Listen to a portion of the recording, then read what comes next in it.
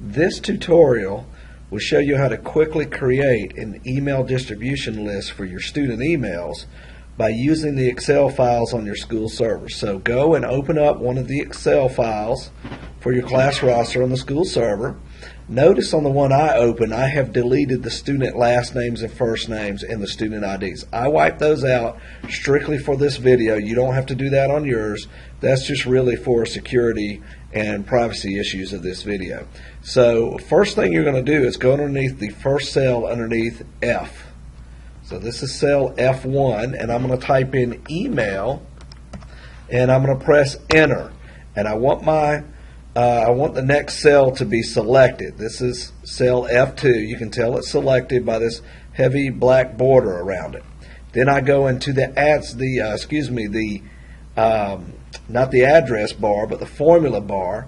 I'm going to click here, and I'm going to press the equal sign. This is a formula. All formulas start with equals. So I'm going to put equals here, and I'm using a command called concatenate.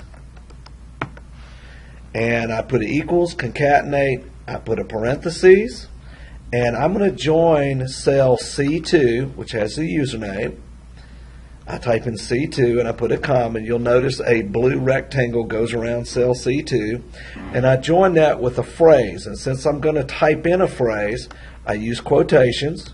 So I put quotations at student.hcbe.net, and I put a semicolon. I'm going to close my quotations, I'm going to close my parentheses, and I'm going to press enter, and you'll see the student email address appear. So there we go. That's a nice formula in Excel that can join different bits of information together. Now I need to copy this cell all the way down to the bottom.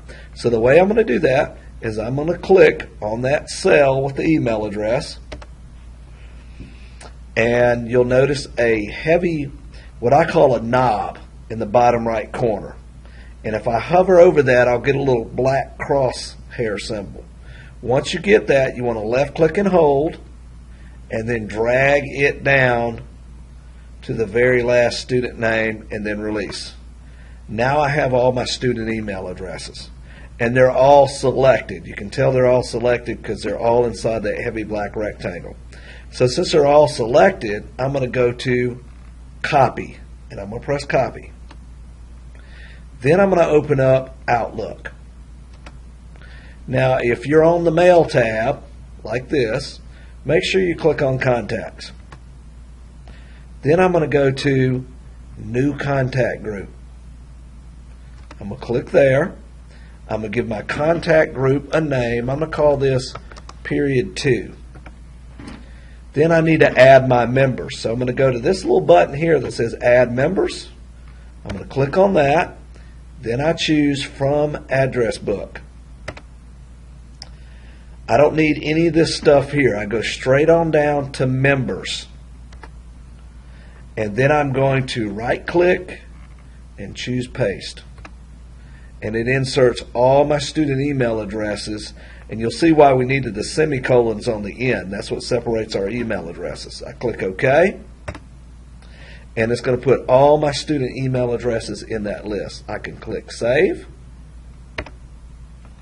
and if I click on P here for my contact groups, you'll see period 2.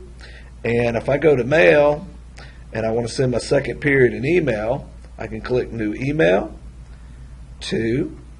I can go to my drop down here to Contacts. I can scroll down. I got a ton of contacts, but I could also just start typing in here, and you'll see period 2 will show up. So I can select period 2, click OK, type out my email, press send. All my students in my second period is going to get that email. And you can do this the same thing for all your other class periods. Let me just close this out. Hit no. If I ever get a new student, I can go to that second period distribution list.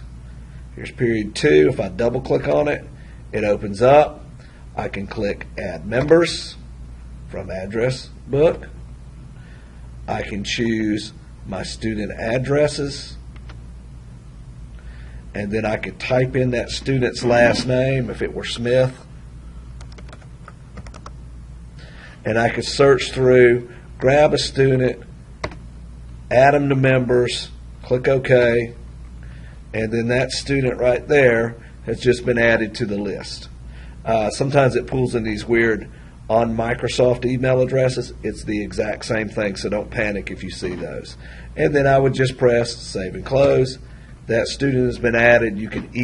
I could just as easily delete a student from the contact group, because I could just open it up, find that student I want to delete, and highlight that student. And right next to add members is remove member. Click on that. I can click save and close, and that student is no longer in my group. You can see that student is gone now. So that's how you create and use a student email list contact group. Very easy to do. Just utilize those Excel files.